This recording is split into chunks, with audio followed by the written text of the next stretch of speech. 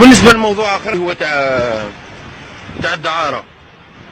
اللي تحب تزني على روحها، واللي تحب دير اللي ربي سهل. انا بالنسبه لي ما عنده ما دخلني، لكن نحكي لكم اكسيون صرات قدامي اللي هو خطره. زرت واحد صاحبي في واحد لوطان يخدم جزائري هو، مشيت ليه لا ريسبسيون نشوفوا كذا منه مورا يقول لي شوف هذه الجزائريه مورا مع واحد عربي. شوفوا واش قال لها، هما داخلين في لا ريسبسيون في لاسونسور. قال لها الجمله هذه انا وصاحبي النار شعلت فينا. قال لها دخلي يا بنت المليون شهيد.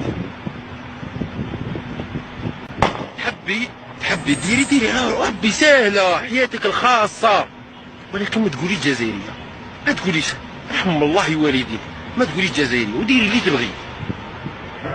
كي قال لها ادخلي يا بنت المليون شهيد، قال لها يا ادخلي. ما نقولكش يعني جاز وشني، المهم كي قال لها الكلمه برك هذه شعلت فيه النار. انا